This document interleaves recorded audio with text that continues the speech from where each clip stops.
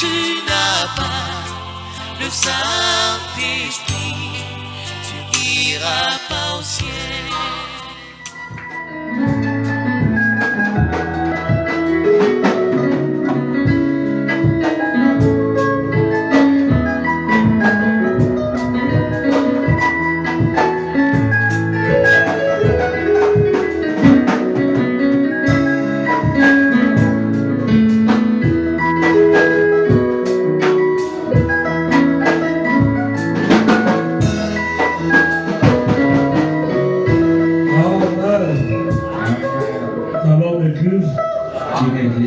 Que le Seigneur vous bénisse.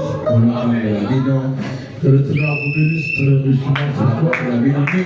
Mettez le mouvement en main pour le Seigneur.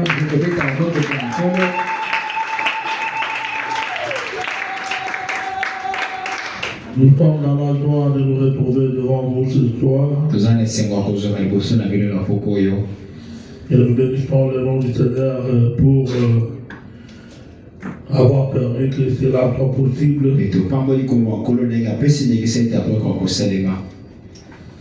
Oui.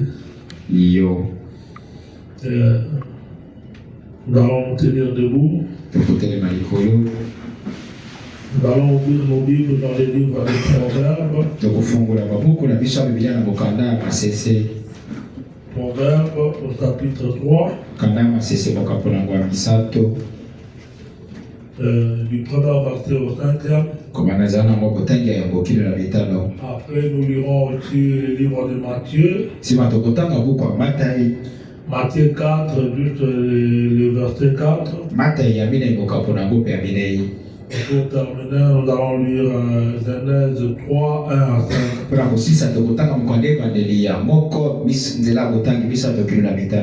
Nous commençons d'abord par Proverbe. Proverbe 3, à partir du premier verset.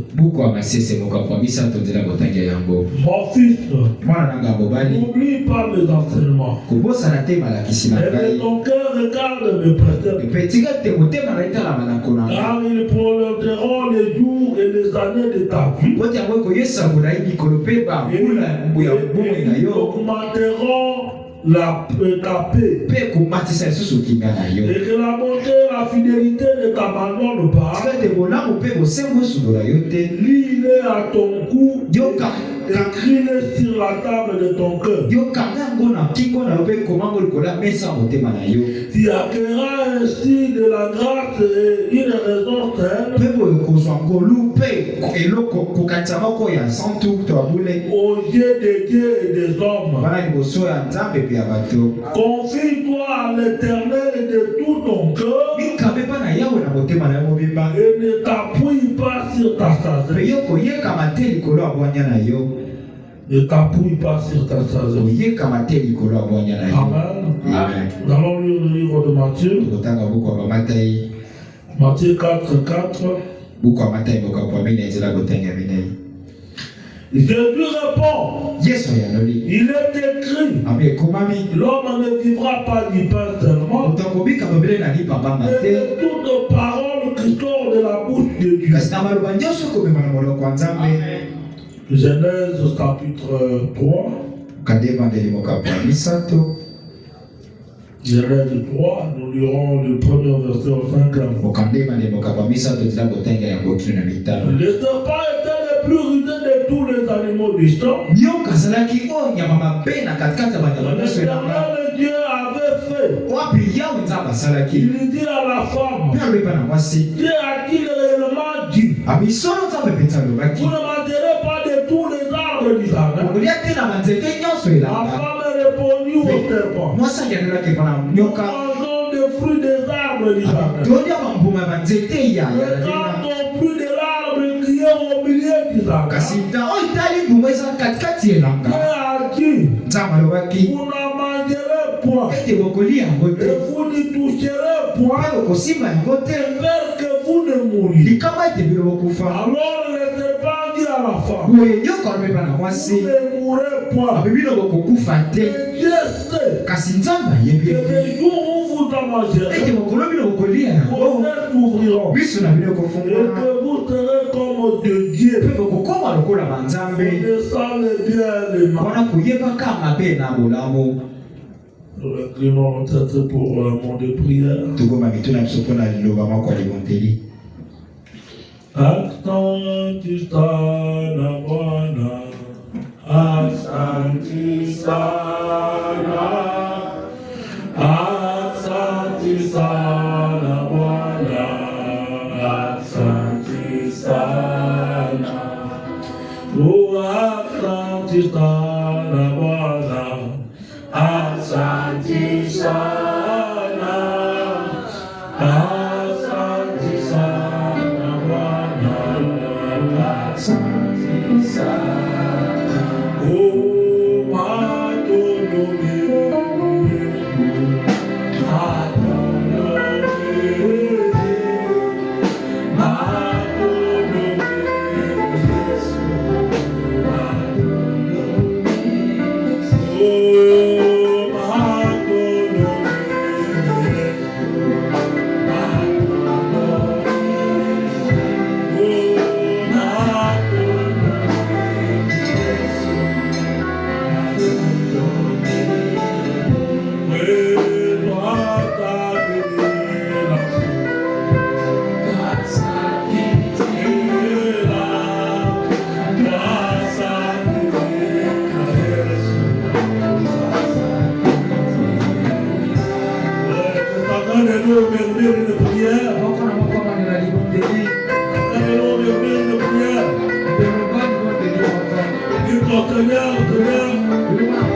le moment est là de répondre de ta parole.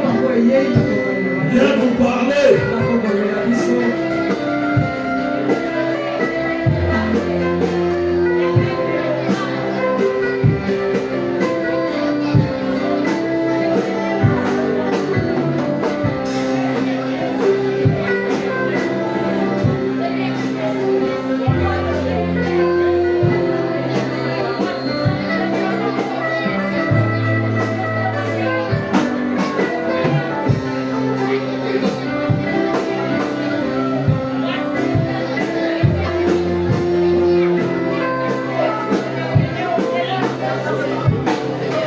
Dieu tout-puissant, Dieu de la grande et colère de feu, nous restons maintenant reconnaissants ce soir, Seigneur, pour cette possibilité que tu nous accordes de nous retrouver dans ta maison et dans ta présence. Seigneur, nous ne sommes pas venus pour voir un homme, nous sommes venus pour te voir toi et t'écouter nos paroles. Viens nous parler, Seigneur, car c'est toi qui connais les problèmes et les difficultés que nous avons. Et nous venons ici pour apprendre les conseils de Dieu afin de pouvoir comprendre et savoir comment affronter la vie, Seigneur. Bénis ma soeur, bénis mon frère, bénis ceux qui sont encore en cours de nous, Seigneur. Laisse que tous nous puissions être élevés dans le lieu céleste en Christ et que là nous puissions t'adorer et Seigneur, que là nous puissions avoir un entendement correct pour écouter ta parole. Nous condamnons, Seigneur, tout ce qui n'est pas de toi. Tout esprit que mon cœur te parle au nom de Jésus. Et nous te consacrons ce moment béni, Seigneur, afin que toi, la grande colonne de feu, que toi, les surnaturels, tu nous accompagnes du début de ta part. Tout pour ta propre gloire, dans le nom de Jésus-Christ. Amen. Amen. Amen. Que le Seigneur vous bénisse. Et toi, on n'a pas beaucoup de gens, ils ont peur de la pluie ou quoi? Nous restons en retard. Et avec ce que nous venons de lire comme écriture, nous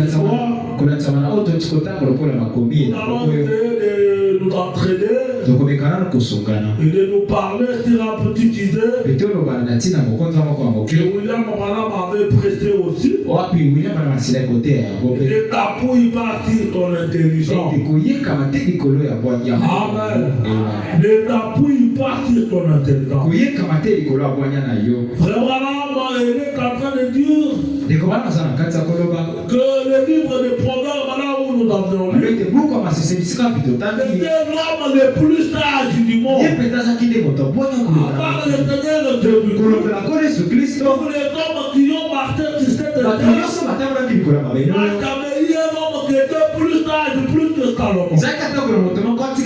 Alors, il était en train de porter à tes enfants. Le verset 5 du chapitre 3, on va parler à tes enfants. Il a dit ne t'appuie jamais sur ton intelligence.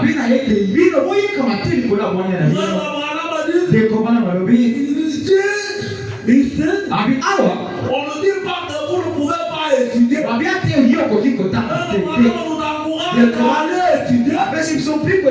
étudier. Aller à l'école primaire, aller à l'école secondaire, qui à l'université. C'est possible d'acquérir la connaissance. Effectivement, l'autre va toucher à la connaissance.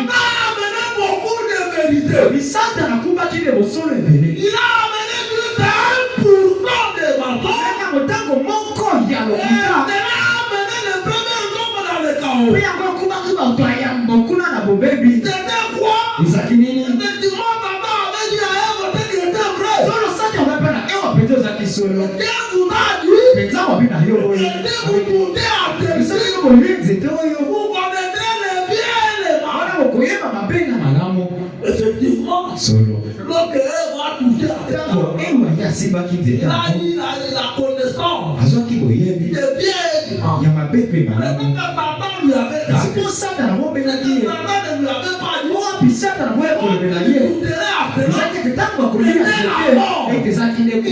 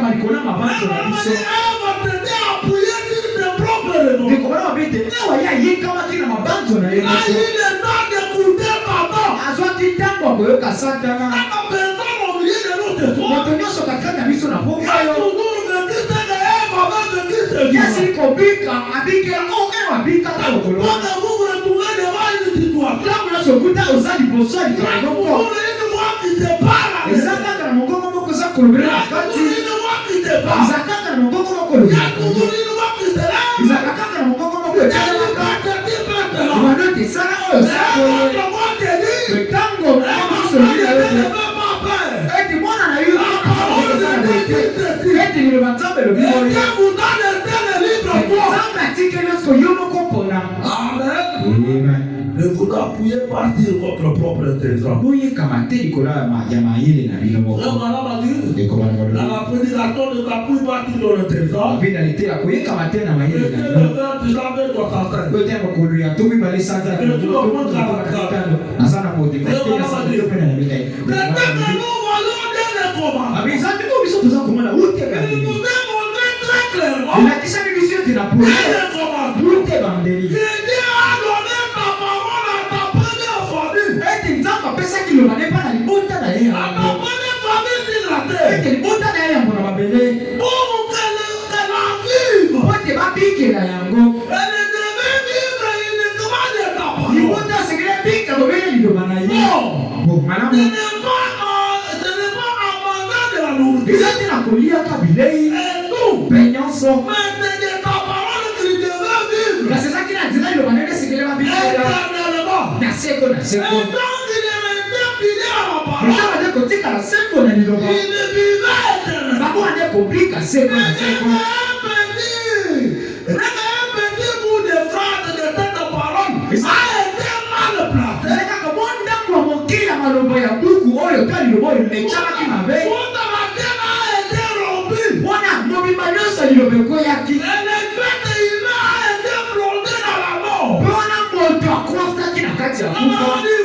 Il ne Abisikawa, Abitotala, Abibako Ewa. Une personne intelligente. Ewa, oh, personne qui cause ça, on peut tout à fait le moto, on va mayele. La première qui est venue directement d'Adam, on doit bien avoir un ayaki par rapport à où tu es bon Adam. C'est l'idée de Dieu. Oh, ça qui est, qui sont de l'île.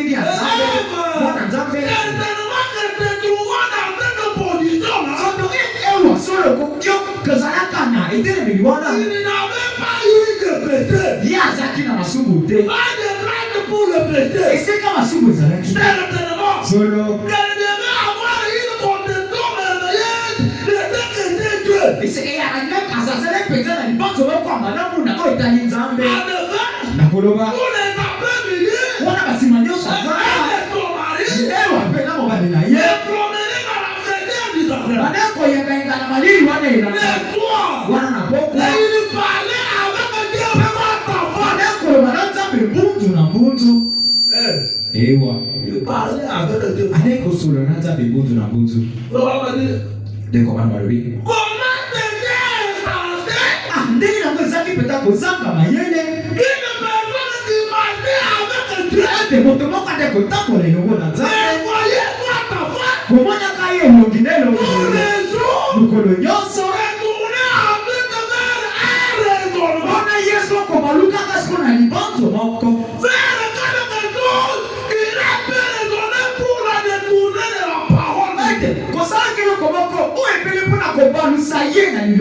Amen.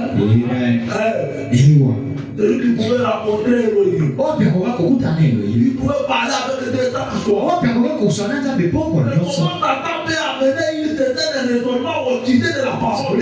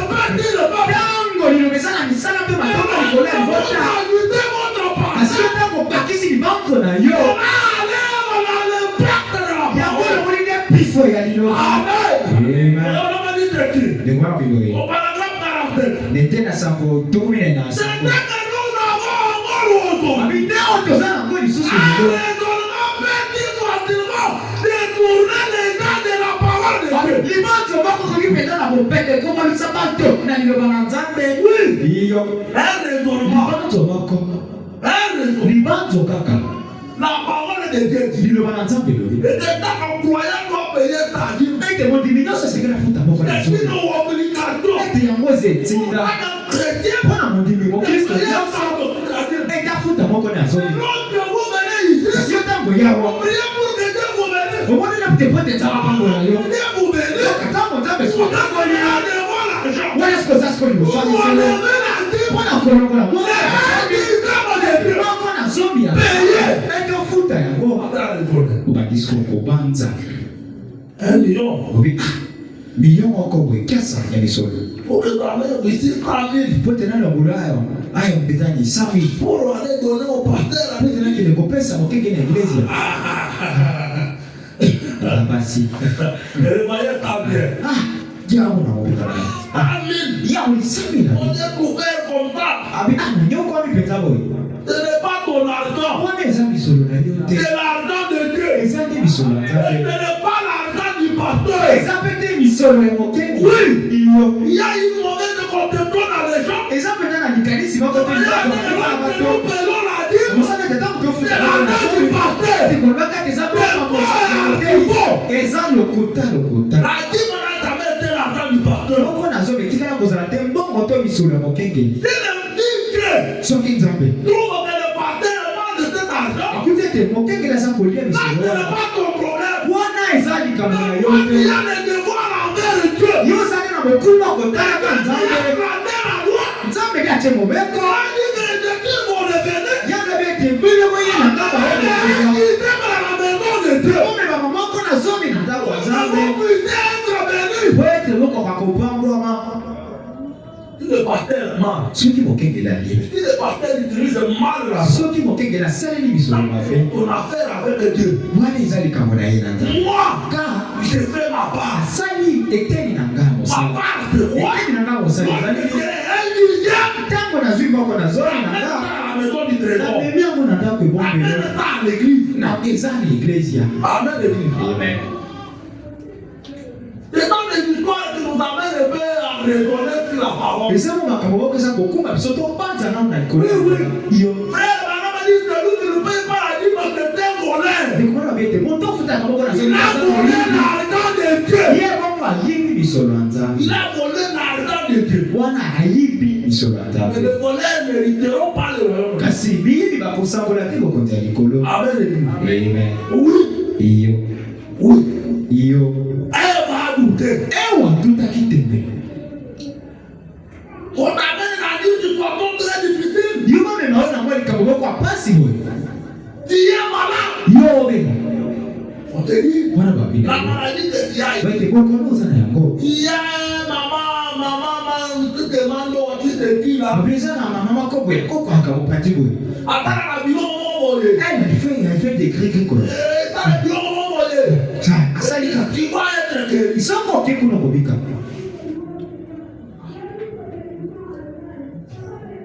La parole dit quoi? Wana lilobe lobe nini. Il est malade. Yo ozobenga. Et la maman a des fétiches. Mpe mama wana aza nde moto amoyisoloka. C'est là Kuna nde. que nous allons voir que nous qui va prendre la position de la parole. Wana esika wana tokomona ngai yango kokamata ntango ya liloba. Lorsque vous n'êtes pas la liste, vous êtes difficile. Pote na ndenge mosusu ntango yo ozobiki na kati ya likambo Vous pasi. pouvez parler avec les gens. Okoki koloba nao na mwa lolendo. Mais lorsque vous êtes maintenant la liste de faire la difficulté, Ntango ozobi siko na mikakatano. la parole est ici. Liloba eza awa. Et la parole est ici. Mpe otelemi mpe liloba eza ngambo mosusu. On verra Wana siko tokotana. ce que tu vas faire. Nini yango oyo okosala? On a dit que pour bien vendre tes produits, Wana babino ete mpo oteka biloko no malamu. il faut faire ça. Etesengeli osala boye. Et il faut tenter, il faut mettre ça, il faut Esengeli faire ça. otya eloko osali mosali boye. Et là, Wana nde so kosali on bongo. verra ta position.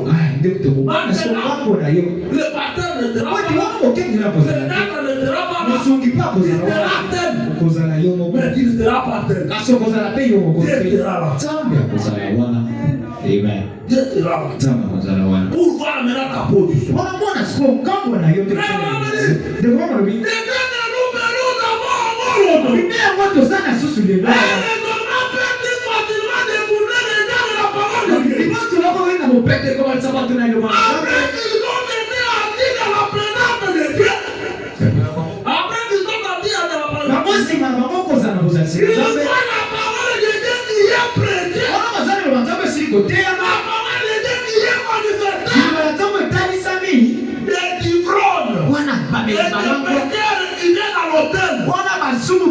kwa ni kumelo beba bongo na mitoba buli bakomi bakila mwasika na kati ya Kristo wana bato abomo mabewa bibazana lokuna lokola pe wana bazamo mibali koloba nakotala ngo wana bazamo mabewa maomba bomba mina basi tope na mibali besi mama balako baluka kopesa kama komanelo kwe pambo ape kumba kila kona bomo yoyo bazako mibembisa toko mibumbisa na kokamata ke ndimelo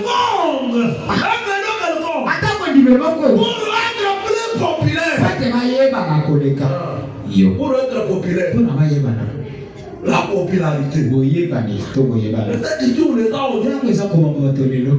La popularité. Boyeba na. Après dire rien dans les réseaux sociaux. Moi comment mukeka kakuna na basinga.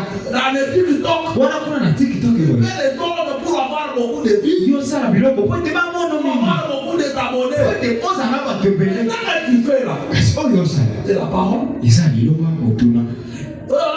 De quoi ma vie?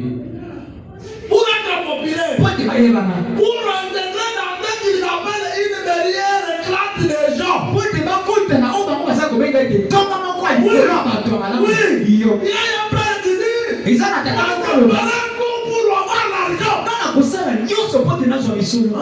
Yo. Avec qui il a dit de briser la parole, de briser la parole pour avoir de l'argent. Ata ko sala senge tinabuka lo pote na zo misolo na ko buka ya. La meilleure classe. Pote na za na musana mo kwa kitoko. Oui. Yo. Ni ko ma bebo yi. Dans la prédication, l'agneau et la colombe. Na liteya mwana pate pe benga. C'était vendredi 5 août 1960. Mokolo ya mitano santa mwambe bobo toko to bana moko. Oui, oui. Iyo. Ça va me dire. Ni ko bana balobi. Dans les quartiers déjà, Mabide langane tendi. il y avait des arbres. Isaki na matete mibale. Combien d'arbres étaient là? Boni bayebi yango. Les deux étaient l'arbre de la vie. Bimoko na yango ezaki Et l'autre nzete. l'arbre de la connaissance. Mususu ezaki nzete ya boyebi. Et après que l'homme a abandonné l'arbre de vie, Eza ute moto asudolaki nzete ya il boyebi. y a de l'arbre de la connaissance. Pote yake de kolia na nzete ya boyebi. Ça n'a pas commencé aujourd'hui. Ebandaki lelo te. Mais on m'a dit, depuis que l'homme avait mangé l'arbre de la vie, Dekola bete ute moto aliaki nzete ya boyebi. l'arbre de connaissance, Ute aliaki nzete ya boyebi. les gens veulent beaucoup connaître. Bato baleki koyeba mingi. Les gens veulent recevoir la parole de Bato Dieu. bakumama mabanjo likolo ya Frère, madame a dit, ndeko bana la balobi. parole de Dieu n'a pas été donnée pour raisonner. Abete liloba na Nzambe epesami te mpona kobanza La likolo parole ya de Dieu nous a été donnée pour croire. kasi liloba na Nzambe epesami biso mpona La kondima parole te. de Dieu, on dit Amen. Liloba na Nzambe oyanolakisa Et on devra voir dans la parole. mpe bamilongo baisi na Il liloba. est pour vous commenter des raisonnements. Ntango batika kobanza Quand il a dit ceci, ewi il veut dire ça. ali koloba boso Il veut dire ceci. eteli koloba bo eloko oyo. Non, on va dire. Ndeko bana balobi balobi. Et l'autre arbre de la connaissance. Abi mpe nzete mosusu ya Et boyebi. depuis que l'homme a abandonné l'arbre de vie, Uta moto asundolaki nzete ya on boyebi. a mangé de l'arbre de la connaissance. Bakali ya nzete ya boyebi. Il était détruit tous les temps. Wana mipomaki ntango nyonso. Il était détruit de l'homme. Amipomaki ye moko. Il était séparé de Dieu. Wakamonaki na Nzambe. Amen, vous le connaîtrez donc Dieu par la connaissance. Soko moke te okoyeba Nzambe na nzela ya boyebi. Vous devez le connaître par la foi. Yo osengi toyeba Nzambe na nzela ya kondima. Ngana otanga ndeko wana. Pour Naza kotanga ndeko wana. voir simplement cela, Kondima toka yango na bobete. par la connaissance. Yango eza koya teli na nzela ya boyebi. Par la foi. Kasi eza te na nzela ya kondima. Amen. Oui. Iyo. On ne connaît pas Dieu par la connaissance. Bayebaka Nzambe te na nzela ya On ne boyebi. connaît pas la foi. Kasi Nzambe bayebaka na nzela ya On ne connaît kondima. la parole. Tango batalisa lilo. Et vous croyez la Biloko parole. bimeli liloba. Et vous comprenez la parole. Biloko banisi na liloba. Et vous allez connaître Dieu. Eza nde wana okoyeba Nzambe. Abraham. Otala balayama. Abraham. Abalayama. Il était quelqu'un à Ur. Ye. Dans la ville de Ur. Ye azalaki te pana ye kuna na Là ngoma. où on a donné les diplômes. Esika nde kokuma mena Il bikeko. était par l'élection. Pe Nzambe na nzela Il maponaki. est venu auprès d'Abraham. Ayele pana Il balayama. lui a appelé. Abiangi Il ye. a dit Abraham. Abeti abalayama. Qu'est-ce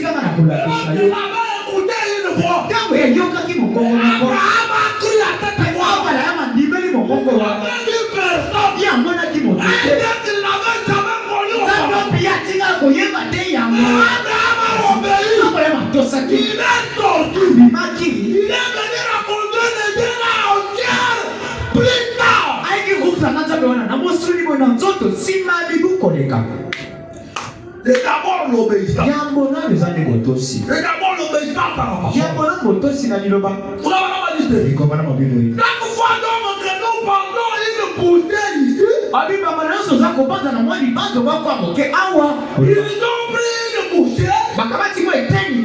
La première bouteille avait coupé ta communion avec ton créateur. La bouteille suivante, et dans les poudres à cadeau. Poudre à cadeau.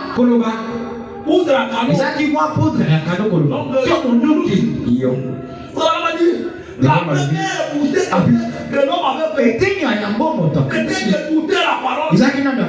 Il a amené la mort. C'était le poudre à cadeau. Il était où ton compagnon? Il était où ton compagnon?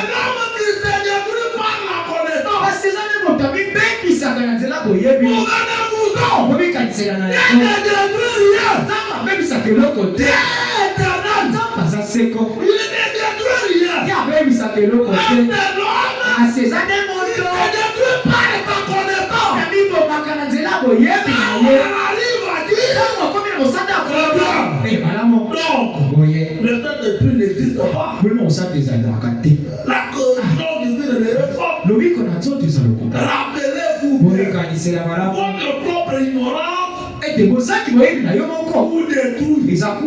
Vous parlez que c'est la connaissance. Vous parlez que c'est la connaissance. Mais c'est l'ignorance. Vous vous êtes détruit. Vous avez du coup éloigné votre âme de Dieu.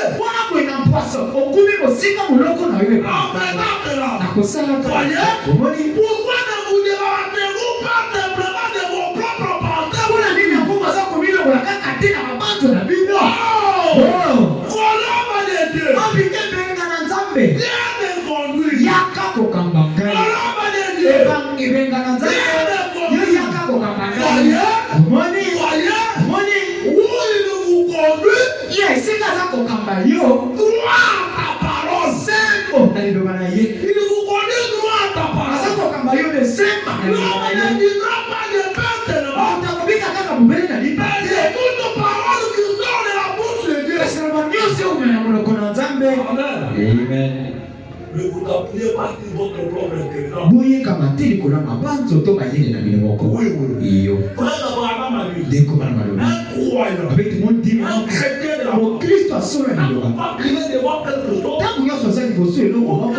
pas qu'il kosala eloko moko motuna ya kosengela mituna ezande nini yango lilolobi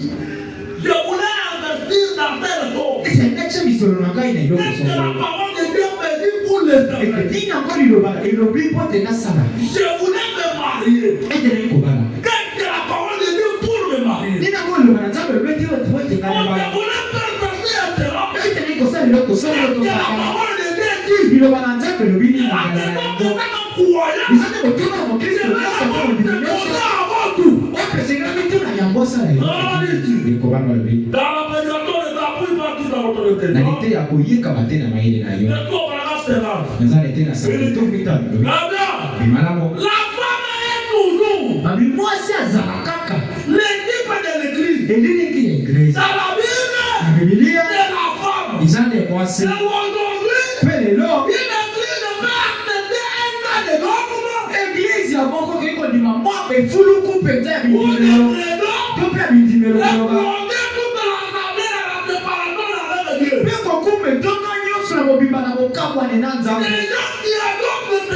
mpengo bango bazwiki na kangowe wana bamtie mopanzi loba na nzambe bazwi yango misika loba na nzambe ndenge mokaka ndenge ewa mpe yango ezaka kako esalemaka na kati zande eteke mobimba oyo boye ete ezwami mosika eloba na nzambe na ntina ya kaka ya mabanzo mabe na yo ete yo esengi topakola to biso toza bandeko basi yoya mabe nini eza wana mabe nini yango eza wana soki nasali liloba nini makisi mabe nini ewa yepe alobaki yango bongo ewa alobaki mpe yango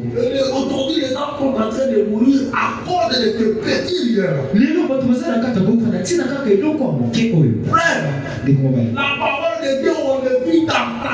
ndekomasi iloba na nzambe babikelaka yango na mobimba ntango yo buki eteni moko ya liloba yo oza na boyokani te ndekola pete liloba eza nde mobimba eza lokola mwana pati apasi yango bande kolia na Ejipito bande kolia ye batumbi ye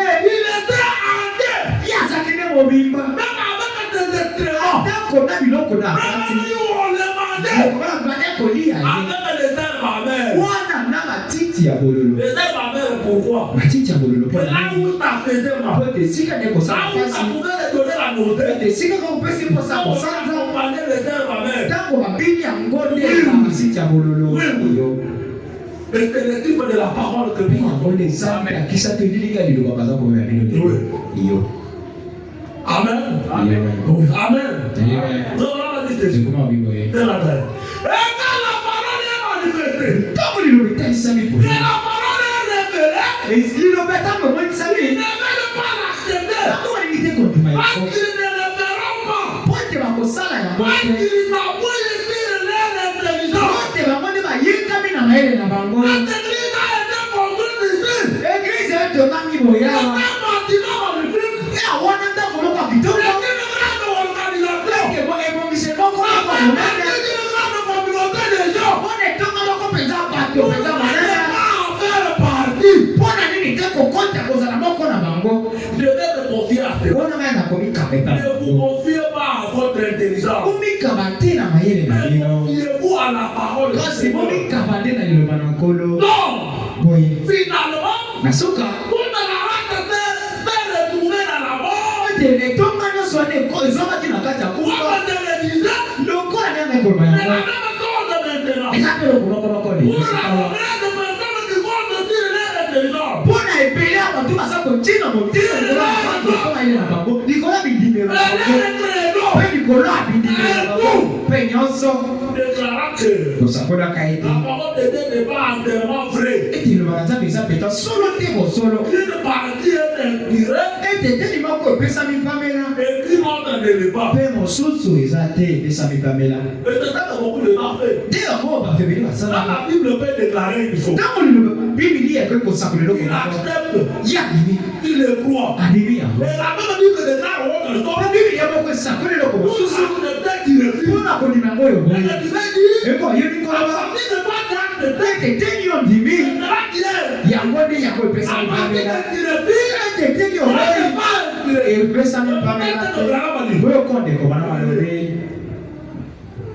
Comment pouvez-vous avoir la foi dans une Bible dont une partie est inspirée et l'autre non? Ndenge na kwa kwa sana na ko ni mana biblia bako wapi teni bako e pesa mipamela pe mosusu e pesa mipamela. Ni kwa bana. Abiso ni kaka bako.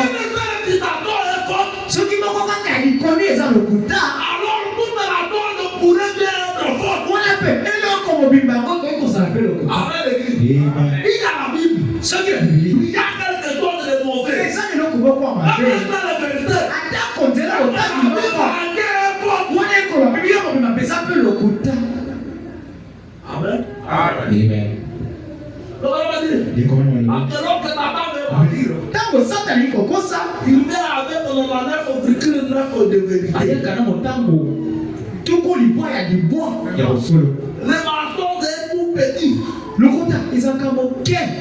Parce que vous voyez quelqu'un vous met pour mentir, il a 30% de mensonges et 10% de vérité.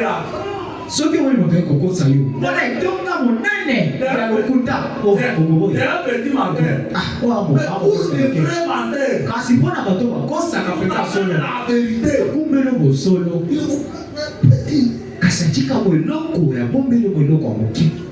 Et cela vous amène dans la porte. Pe ya kombio na kufa. On va dire, Deko. il faut que le toi pour me vrai entièrement. Esengeli lo bayako na mobimeza na bosolo. Entièrement vrai. Iyo na bosolo na mobimba. Abi boye. Dans le pété pardonnable. Na litea ni somo ni bisamaka. Pété le 24 octobre de la soirée. Ete mokolo tobi bale santa ya zomi okumu motoba na mine. Ete na sango kama bale sato de kwa malobi. On va dire, De kwa malobi. les pétés dans ma forme initiale, Abi lisu na loleki na mo ebandeli. c'est le rejet de la parole. Ezane ko bwakisa liloba. C'est le rejet de la parole de Dieu. Ezane ko bwakisa liloba na C'est le nzambe. rejet de la parole de Dieu. Ezane ko bwakisa liloba kudoli sami. C'est Dieu. Oyo nzambe. Plutôt la volonté de Dieu. Wana kolo mokano Lorsque nzambe. Dieu a révélé quelque chose comme étant sa volonté, Tango nzambe kudoli selo ko bako lokola kozalaka mokano na ye. refuser cela Koboya yango. et blasphémer Ezane kotuka. ou rejeter Dieu. Tope kobwakisa nzambe. Combien de fois toi tu as déjà refusé la parole de Dieu sciemment? Bambala boni yo peto boya kutosenga na nzambe. Tu connais bien que ce qu'on te dit, c'est la vérité. Ete obi mana bote o babi na yo eza mosolo. Ça, c'est la pire parole. Ete oyo eza liloba peto. Mais pour une certaine contrainte, Kasi mpona kaka mwa mobulu koloba. pour une certaine contrainte de la vie, Mpona mwa likambo moko to kotindika il y moko a bongo. peut-être de sacrifier la parole. Ondimi oteka liloba. Écoutez mon frère dans la vie. Oyo ko isika. On va faire notre activité. Lete na sango kama tuku mibale na Quand kina ye. il a vraiment pété, Abi. quand il est vraiment pété, Abi lisumu abuzaki nini?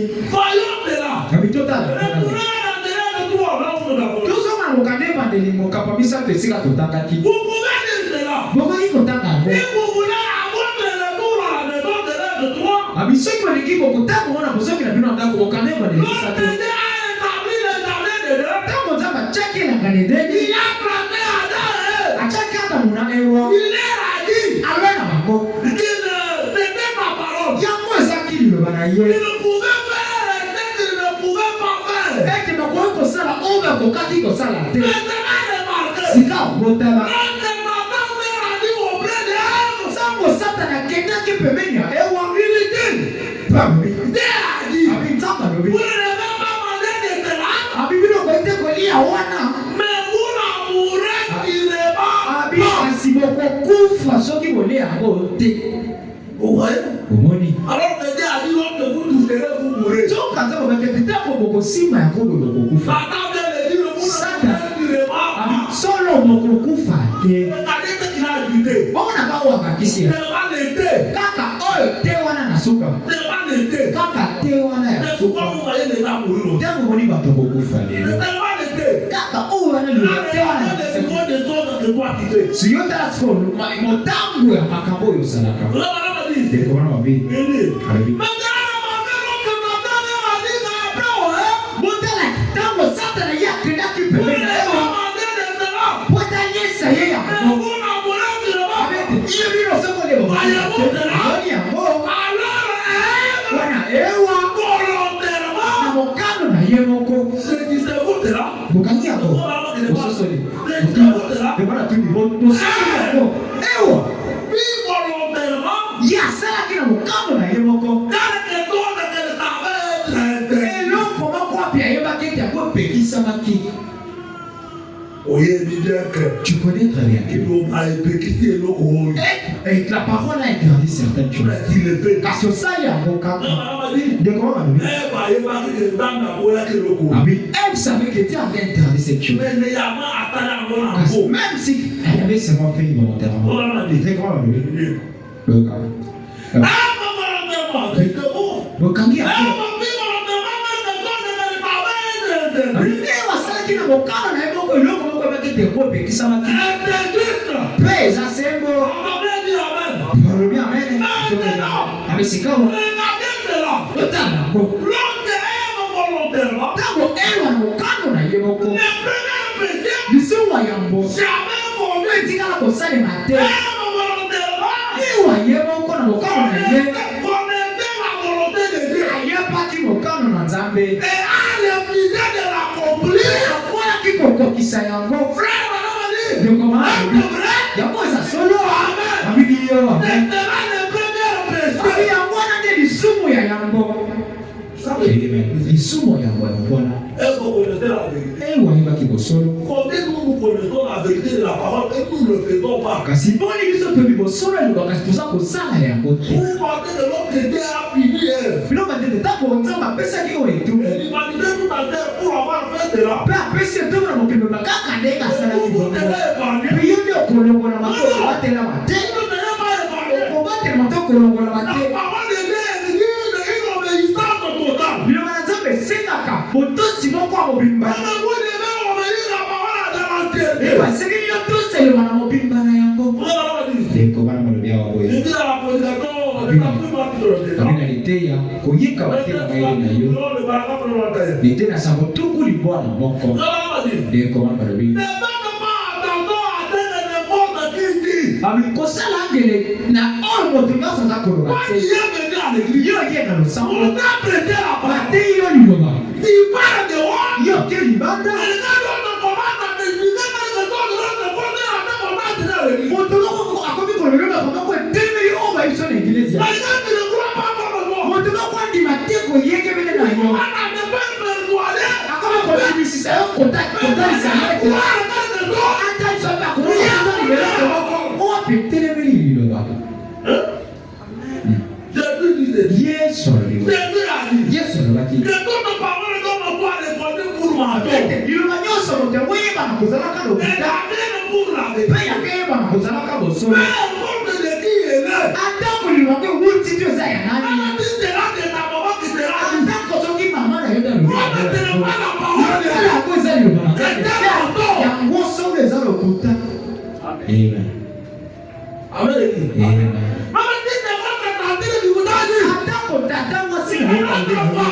tona libota na yo abitana ndenge tosalaka wana oyo nde wana bokoko na biso soko osali boye te okokufa dekoma malobi abe eza nde tata mwasi naza bokosi eza kaka Nzambe alobaka bosolo wana nde nakoditama nde likolo ya liloba nakosala te po ete tata nyonso oyo nanga ete nakokufa otoza na bokoloko te basuka mpo nakufa eza Nzambe tata mwasi te nobana bino ete bokola ya lolego obanga ata koloko nini te ntango bino bobanga eza ne ntango ozambola zaka komi kosakana nayo atango biloko bokoko oyo eza ntango obanga ntango komi kosakana to kosalela yozala na mbiso ekoloba te na oyo nyonso eza liloba te ekomana babi boye alobi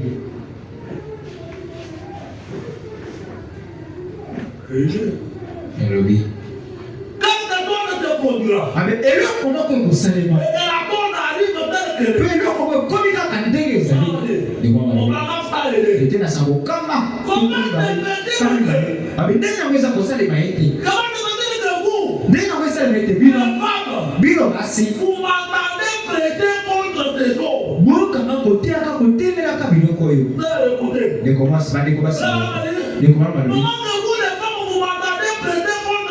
ndenge yango bino basi bokanga koteaka kotemelaka biloko oyo wana biloko oyo nango ndeko wana abikonataka bilamba kokangaka abi abakupe koloba abikotia bangola mpona kopakola balangi to bangola wana mwa kaka kayo moke ya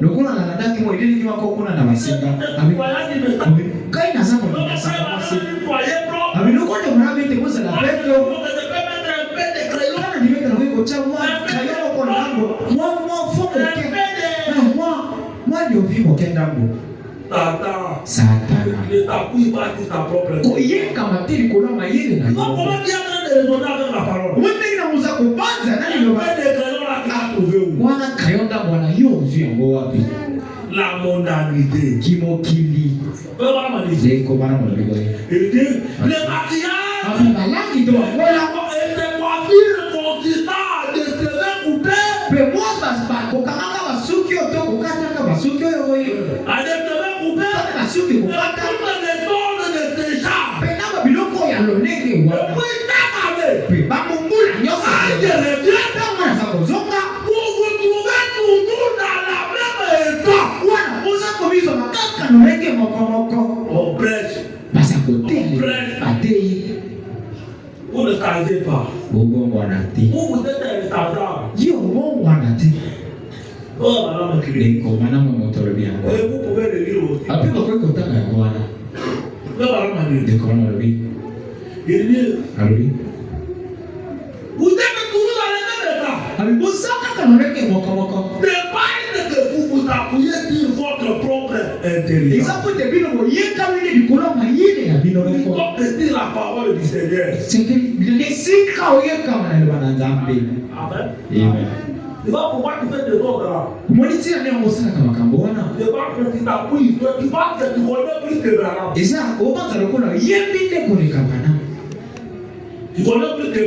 yo oyembi koleka bana nde yango osala makambo wana ndekoma mabe boye abi ete ya Nzambe elekoa mabe bokama zomi na motoba bokama zomi na motoba ndekoma mabe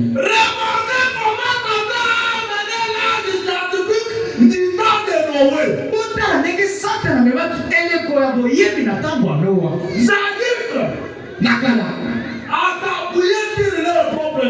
bango banda komikaba nde na mayele na bango moko koyekana biblia bina biso na mona mobanda yanga koresese abitumi yekama te na mayele na biso moko otema na ngawa pote bakola malamu isigena kumba makokuna na bakela etendo wakati kuna mboka ile manaza bebete te pote mwana kuna malamu singana kende kuna na etendo kuna wakati ndipo kotine kuna boye na boite kotine mona kuna na etendo peta kuna nzoka bilobe bide pona kokolisa mwana yo ozwaka peta ntango mpona kobondela mpona bana dekomana mabete libondeli ya baboti elandaka kaka bana libondeli ya baboti elandaka bana ntango nyonso atako mwana akoli azepa na ye libondeli na yo na ye. Aujourd'hui, Lelo. vraiment, on dit de la délégante parentale. Kwa mezande motombo ki ya baboti. Ce n'est pas la délégante du Eza sunde motombo ki ya bilenge to bana. Parce que les parents ne prennent pas constamment les temps sur la vie de leur enfant. Eza pote baboti bazazwa kozwa sunte peta tango mingi kola bomo ya bana. Il n'est pas comme vraiment que les enfants kabili. Baze na kaka bana malata. Comment manger? Eteleni bakolia. Dino moko kolala. Mais lorsque tu pars à l'école, Kasi tango okende na itilo to la kelasi. Kuna bazako telemela kama milimo. Atako na mufali kisa mufali. Kuna bazana ko telemela kama kutana kama milimo.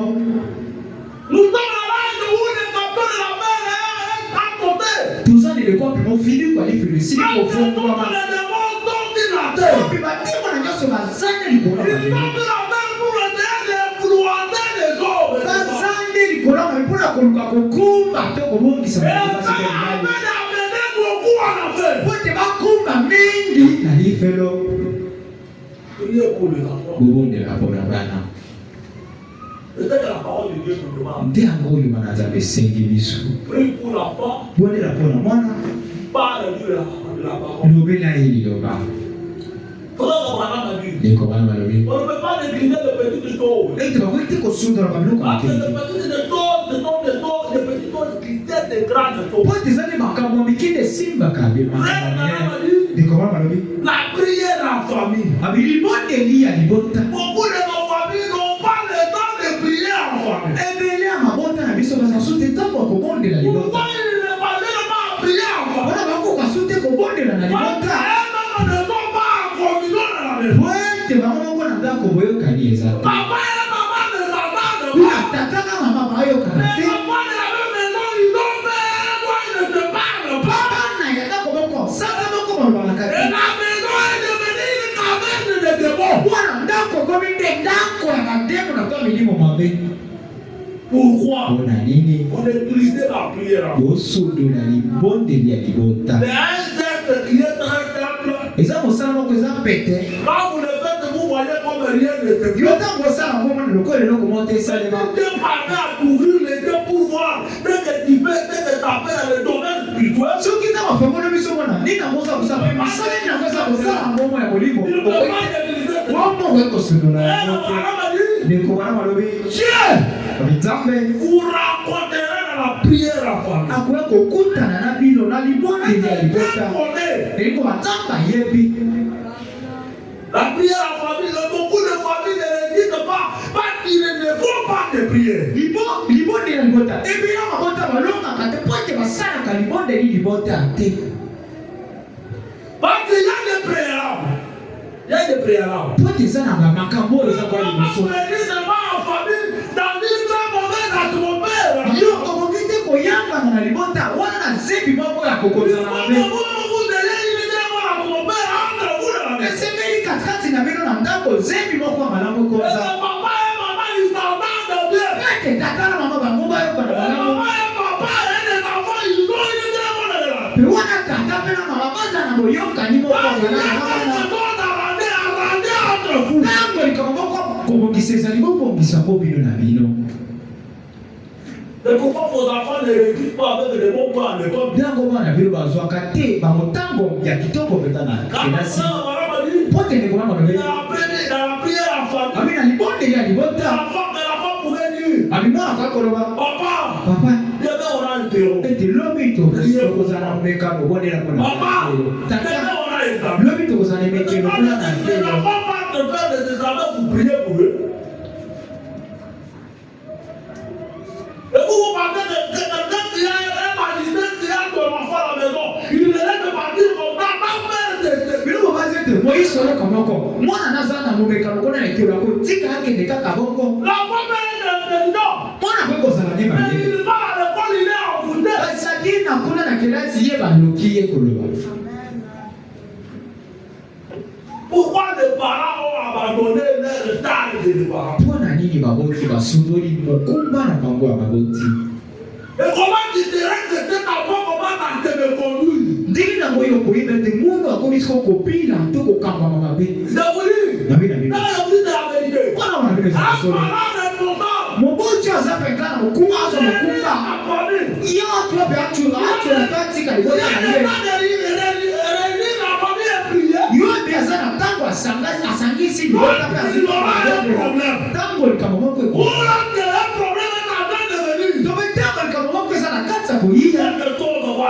eloko moko ekolamuka ekoyebisa ye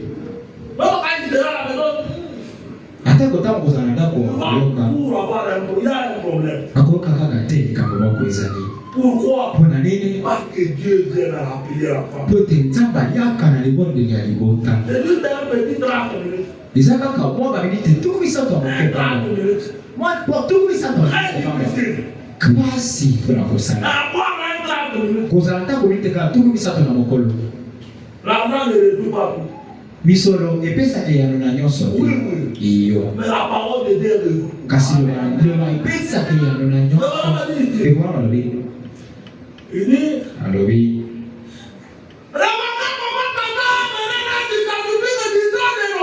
otala ndenge satana kumakele kwa koyebi na ntango adoa nakobeli akoyekama na mayele na bango biblia elobi na biso okandama sesete toyekama te na mayele na biso kasi ete olembisa ete pe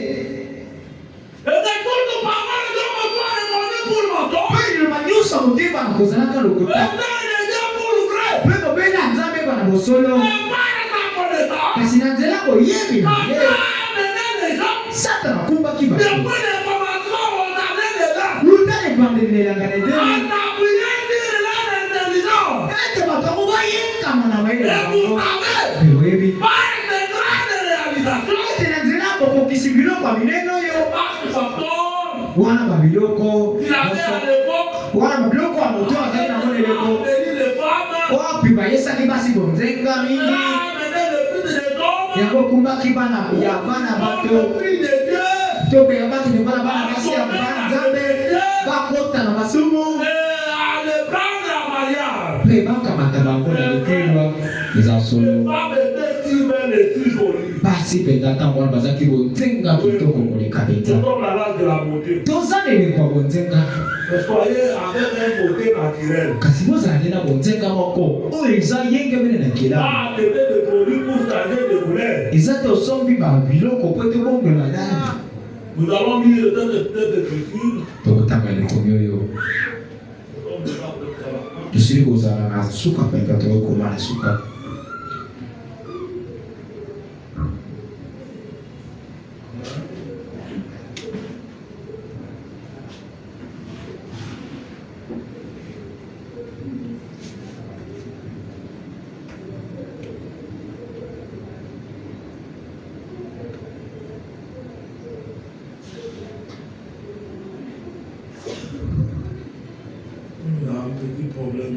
eza na molika moko mokiao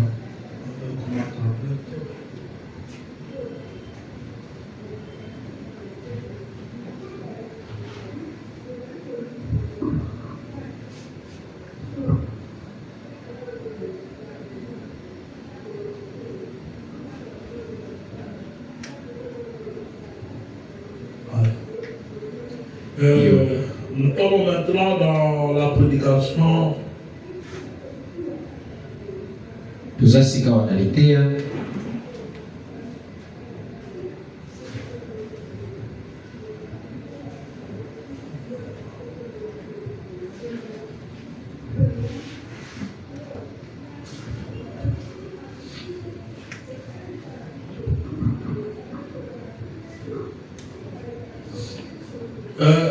Redonnez-moi la suite, la prédication qui est avec avant celle que je viens de lire aussi. bochalite ye yambo ya lite oyo naza kotanga oyo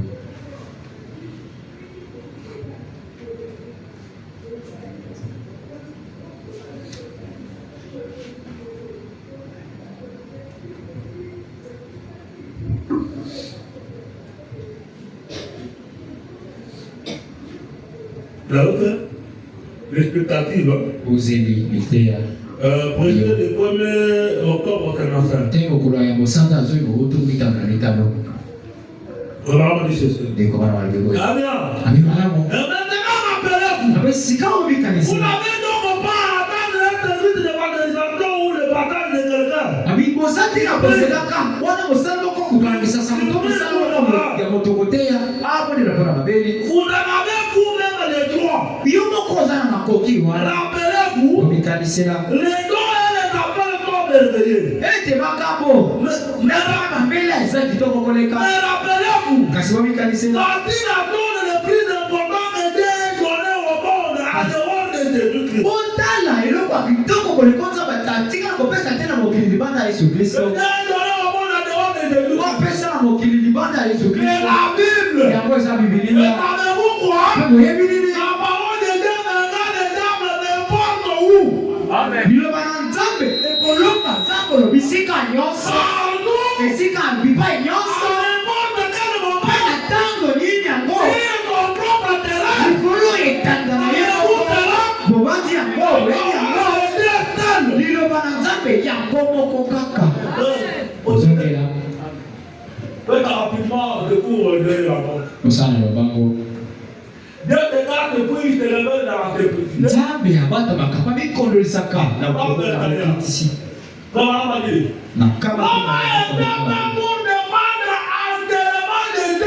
moto yasala poita kwa kubika pezana mobimba na se ya Nzambe. Yo pezana mobimba petoza kubika na se ya Nzambe. Petoza kubika nde na makoki na se ya Nzambe. Ezade na tina inonga to likamboni bazako kokokatsa biso na mabate. Tope ya mabate.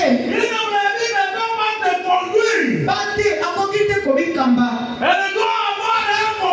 Sekela sana na mokambi. Bimo liposato tindane kamba biso. Boye moto ya salamande bongo. Pensaba sali misana hiyo sio. Ate yangu za penza pete kwa kapote basi soso na yango pete. Penza kwa amigo bisaka pete para kaibaza pete. Pete baya pete bango baso sola. Amen. Pete baya pete baso sola. Zama komisi makambo pasi te. Alobi que la parole vous conduit. Avec lui ma ekamba bila. Vous pouvez lire la Bible. Yo ko kotaka Biblia. La Bible dit. Au moins yo Biblia lo ye. Là vous conduit. Père Biblia be kambia. Pesa pete. Vraiment dit c'est. De quoi ma bigoye. La dernière citation de là. Les commis à Soka.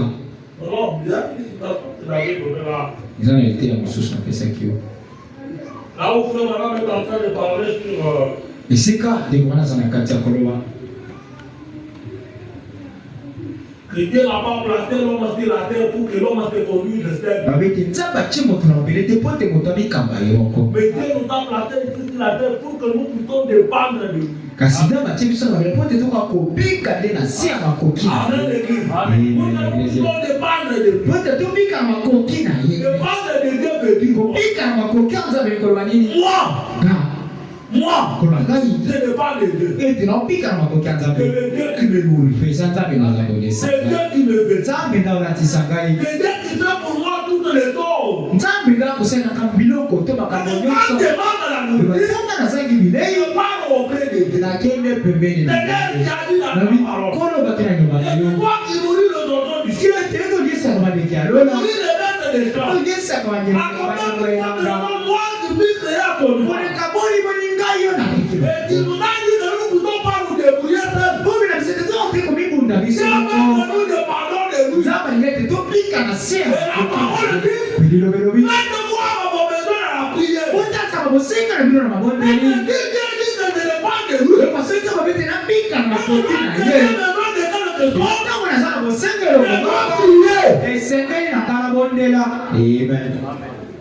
Amen. Amen. Je dois prier. Isengeli na Je dois être à part. kana sana musenga musana lakini mabolongo na mbondeli na bikolo Je dois les rappeler du personnel. yonde okonzi penza makonzi sana Tu nous as dit que Obana nous msete. ne pas de nous. eti to kopika na makoki Mais moi, je n'ai pas de travail. kai na musala te Je n'ai pas de maison. nazana ndako te Tu as dit yo lobaki que toi, tu n'avais pas de maison pour que nous ete yo zanga kindako pote tala na wena zanga kindako tali sanzambe liloba na ye pote nzamba zakaka na iloko kolela na mabonde limoko ezalaki na likambo na yo wana yo kama te lobana nzambe tala sala yango mikolo naza na bilamba te naza na bilamba te bati yo bete toka kobika na se na kasi yo bete yo nolatisaka fololo ya luboko imoni okozanga kolatisa oto yo akosalaki nelenge na yo totalisi nzambe azalaka na botauli losamima na ye nzambe azalaka na botauli ntango oyo oza kolela te ntango oyolela nzambe azalaka nembela te to na botauli te yo kasi nzambe alingi nde yo lobela ye liloba na ye moko kolo yo lobaki abitala sikoyo ekomela ngai yo lobaki bitala oyo ekomela ngai nyonso aleli na kati akobondelaka ntango yiso zanga kotika kubondela ntango nyonso kozanga kotika ezali kobondela kino na eyano senga na senga eza biloko moko na kowumela likolo nango kino etapesana eza te lelo sengi eloko apesi nano te obandi kosenga mosusu nzambe akomona nano nzambe alima tanisa nzambe liloba na ye oyekama te likolo mayele na bino moko nzambe apesi moto mayele te mpo te yango ekamba ye kasi nzambe apesi biso nde liloba na ye mpo te yango ekamba biso ntango nyonso likambo ekomelinga esengi nayeba nini yango nini yango osengela sala na likambo oyo mwana kaobela nini yango lilobelo iyo mwenye moto lokola biloza pe nini yango yasalaki amen bongo nde mpa na nzambe esengi babeka na ntango wapi biso totelemi likolo ntango totelemi likolo mpona libondeli nzambe azalaka nde na nyongo liboso ya yobane moko esengeli na noboyeba babiso tobondela mabe yango toza kozwa te oyo biso tosenga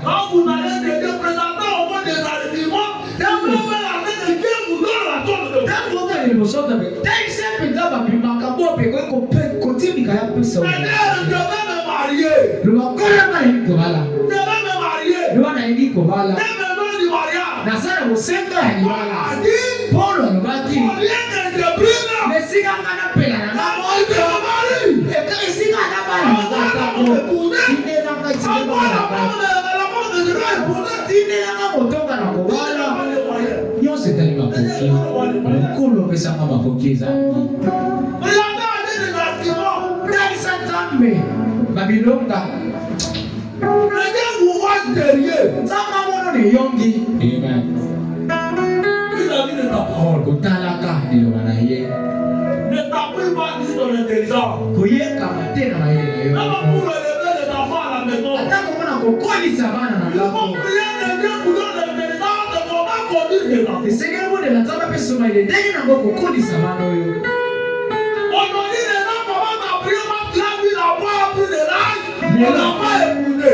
lelo bato okomondela po temoni mwana akoli kasi moboti abuka bandaka kobondela mpona makambo mwana ina kaka sika wakoto mpona kobosenga bwana na yabondelela ye awasika mpona lobi ya bwana na aza kobondela po sikoyo wetende kona betende bondeli ya baboti kolanda bana iyo isengela bondela kwa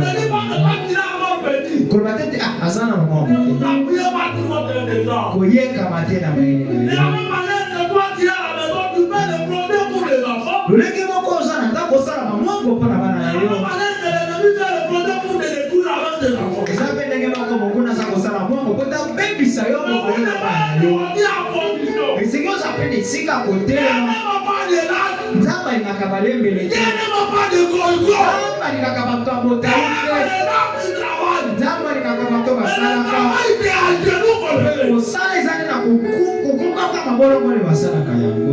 Amen.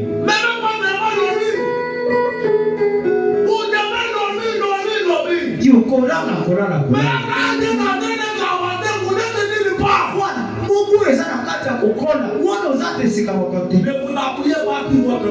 Oye kama likolo maile na yo mokote. Oye kama maile na yo mokote. Pote ngana yezi. Pote ngana tanga. Teko yeboye kaboye. Oye kabebana nzambe penda yobana ye. Na bilo tango sana ubosala kona nzambe. Kai na pesi mamwango na neba na ande. Na kabati mokama nzambe. Mobi kaba na bilo moka mbindo mosoto. Ome konti sana bilo moka pamba mosoto. Tango eka mola te. Nzambe na yotango mikotse kwa ukangisa kinzambe na yango. Wana natango wame wabato. Makamata kiba mashine. Matali nikolo na lola. Mamoni maiti. Mamoni atakongula tengi. Baseki noa. Zoka noa zaki lotina. Atali saki wakoni noa. Nasipona kusinisa. Ilo wanazambe kokisa waki. Bobi kama ipana za pote nzambe na yebi. Nzambe na yebi lobi. Moko ta yebi lobi awa. Bobi kama ipana nzambe. C'est pour amener des critères pour les enfants. Quand on parle répondant pour les enfants. Moboti nyonso akende kosamba mpona mwana. Oui. Quand on parle répondant pour les enfants. Moboti nyonso akende koyandola to kosamba mpona mwana. Ce n'est pas une bonne mère. Soki ozanga moko malamu te. Ne crois même pas que tu vas échapper. Kobanza teke yo kokima. Attends-toi que tu vas te détailler.